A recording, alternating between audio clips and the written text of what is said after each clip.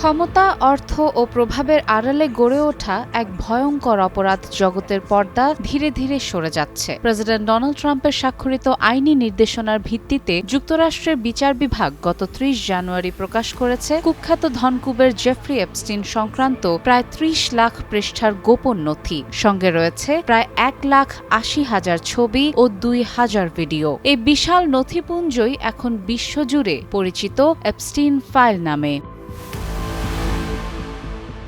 ১৯৫৩ সালে নিউ ইয়র্কে জন্ম নেওয়া জেফ্রি এপস্টিন কর্মজীবনের শুরুতে শিক্ষকতা করলেও পরে হেজ ফান্ড ব্যবস্থাপক হিসেবে বিপুল অর্থ ও প্রভাব অর্জন করেন। ১৯৯০ ও ২০০০ এর দশকে তিনি রাজনীতিক, ধনকুবের ও রাজপরিবারের সদস্যদের সঙ্গে ঘনিষ্ঠ সামাজিক যোগাযোগ গড়ে তোলেন। তবে ২০০৫ সালে তার বিরুদ্ধে যৌন নির্যাতনের অভিযোগ ওঠে। ২০১৯ সালে মানব পাচার ও যৌন নিপীড়নের মামলায় গ্রেফতার হওয়ার কিছুদিন পর কারাগারেই তার মৃত্যু হয়, যা আজও বিতর্কিত।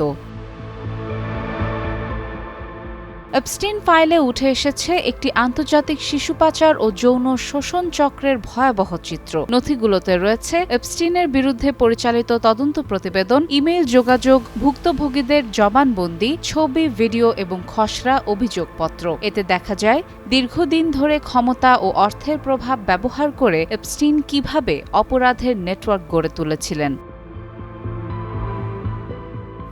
সবচেয়ে আলোচিত অংশ হল ২০০৭ সালের দিকে তৈরি করা প্রায় ৬০ দফার একটি খসড়া অভিযোগপত্র, যেখানে বলা হয়েছে ২০০১ থেকে ২০০৫ সালের মধ্যে এপস্টিন ও তার সহযোগীরা অপ্রাপ্তবয়স্ক মেয়েদের অর্থের বিনিময়ে যৌন শোষণে বাধ্য করতেন। অভিযোগপত্রে অন্তত ১৯ জন নাবালিকার নাম রয়েছে, যাদের অনেকের বয়স ছিল মাত্র ১৪ বছর। তবে সে সময় বিতর্কিত নন প্রসিকিউশন এগ্রিমেন্ট এর মাধ্যমে মামলাটি আদালতে গড়ায়নি। নথিতে এপস্টিনের ব্যক্তিগত দ্বীপ লিটল সেন্ট জেমস বা পাপের দ্বীপ এবং তার ব্যক্তিগত বিমান লোলিটা এক্সপ্রেস এর ফ্লাইট লগের বিস্তারিত তথ্য রয়েছে। এই নথিতে Donald Trump, Bill Gates, Elon Musk, British Prince Andrew সহ বিভিন্ন প্রভাবশালী ব্যক্তির নাম, ইমেইল ও সামাজিক যোগাযোগের তথ্য উঠে আসায় বিতর্ক আরও তীব্র হয়েছে। এর প্রভাব পড়েছে দক্ষিণ এশিয়াতেও। ভারতের প্রধানমন্ত্রী নরেন্দ্র মোদী, বাংলাদেশের সাবেক প্রধানমন্ত্রী শেখ হাসিনা এবং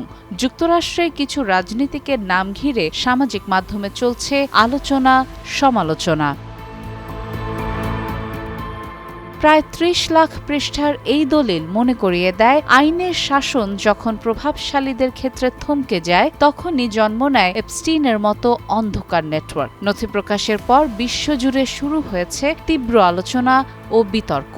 যদিও মানবাধিকার সংস্থাগুলো পূর্ণাঙ্গ তদন্তের দাবি জানিয়েছে। অন্যদিকে যুক্তরাষ্ট্রের বিচার বিভাগ বলছে, নথিতে নাম থাকা মানেই অপরাধ প্রমাণ নয়। সাদিয়া ইসলাম, টাইমস টুডে।